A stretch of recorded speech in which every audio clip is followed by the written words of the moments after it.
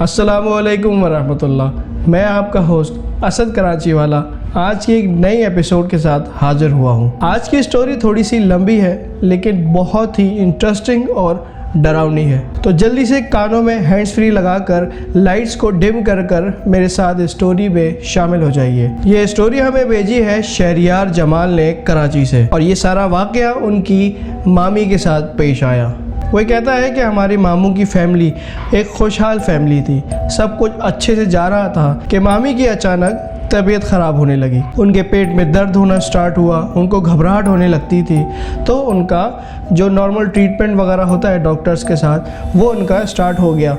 उनकी तबीयत दिन ब दिन बिगड़ती जा रही थी और एक वक्त ऐसा आया कि उनको ज़ियाउद्दीन हॉस्पिटल में एडमिट करना पड़ा।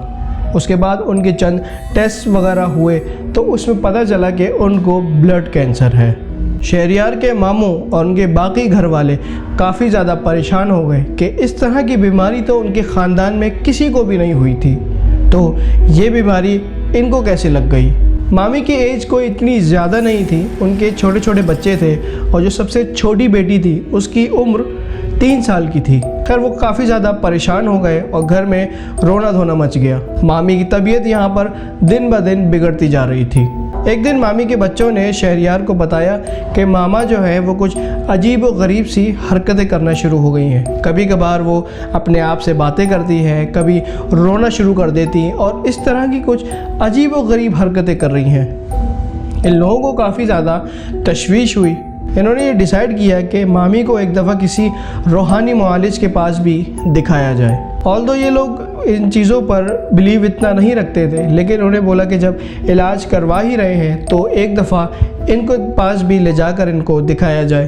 खैर उनको एक रूहानी मुआलिज के पास लेकर गए, उन्होंने सारा इनको चेकअप किया, इनका जो तरीक़ाकार होता है, लेकिन उनको कुछ नज़र नहीं आया। वो इस मर्ज़ को, इसकी वजह, इस बीमारी की वजह को पकड़ नहीं सके। शहरियार ये कहता है कि मेरी जो फुप्पो है उनका एक बेटा है जो कि तकरीबन 22-23 साल का है, लेकिन उसके पास कुछ ऐसी रूहानी ताकत या ऐसे एक रूहानी बाबा की उसके ऊपर हाज़िरी होती है कि जिससे वो लोगों के मसाइल को हल कर सकता है। शहरियार ये कहता है कि असद भाई आप ये बात सुनकर यकीन नहीं करेंगे, लेकिन वाकई में वो इसी तरह का एक लड़का है जिसके ऊपर एक बाबा की हाज़िरी होती है और वो इन तमाम मामलात को हल करने की कोशिश करता है।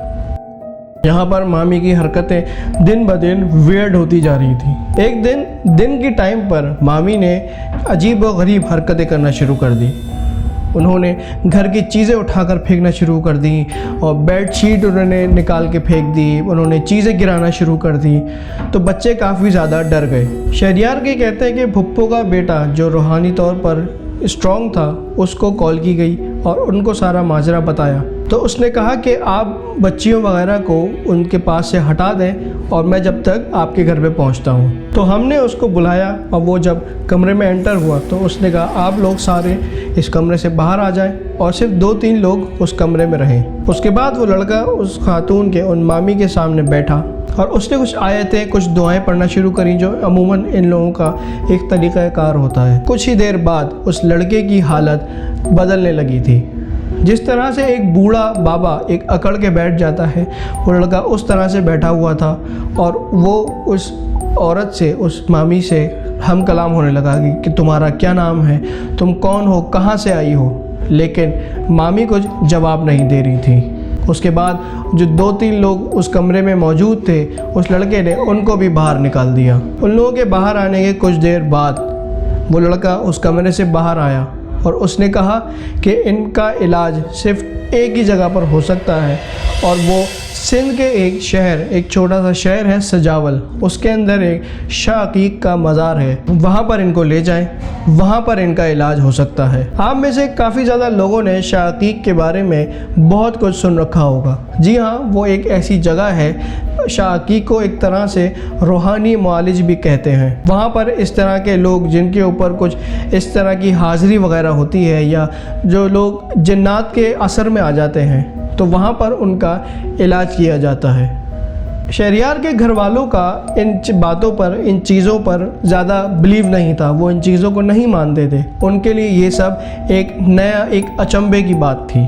खैर आखिरकार मामी की इस हालत को देखते हुए उन लोगों ने शाकीक जाने का इरादा किया। गाड़ी में 5 लोग सवार हुए, शहरियार, उनकी वालदा, उनकी नानी, मामू और मामी। वो शाकीक पहुँचे और वहाँ पर अमूमन इस तरह से होता है कि वहाँ पर एक जो वहाँ के रिहायशी होते हैं वो एक कमरा जो लोग आकर रुकना चाहते हैं उन लोगों को रेंट पे दे देते हैं चंद दिनों के लिए। तो उन्होंने वहाँ पर जाकर एक कमरा रेंट पे लिया और वहाँ पर अपना सामान वगैरह रखा। और जब शाकीक में पहली बार उन्होंने उस दरबार में वो दाखिल हुए, उन्होंने हाज़िरी दी, तो वहाँ सामने कब्र मुबारक के पास एक बाबा बैठे हुए थे। उन्होंने फ़ौरन पलटकर उन लोगों को देखा और खड़े होकर उस औरत को लेकर आए जो उनकी मामी थी, उनको लेकर आए और बिल्कुल करीब कब्र मुबारक के करीब पे बिठा दिया और कहा कि तुम यहाँ से हिलना मत। बाकी लोगों को दूर हो जाने को कहा। मामी वहाँ पर बैठ गई कब्र के पास और शहरियार की जो बाकी फैमिली थी वो पीछे होकर बैठ गए। और कुछ ही देर बाद मामी पर पहली बार हाज़िरी हुई। उन्होंने ज़ोर ज़ोर से अपने हाथ फर्श पे पटकना शुरू कर दिए और चीखें मारना शुरू कर दी और गलीज़ गालियाँ साहिब मज़ार की तरफ देना शुरू कर दी।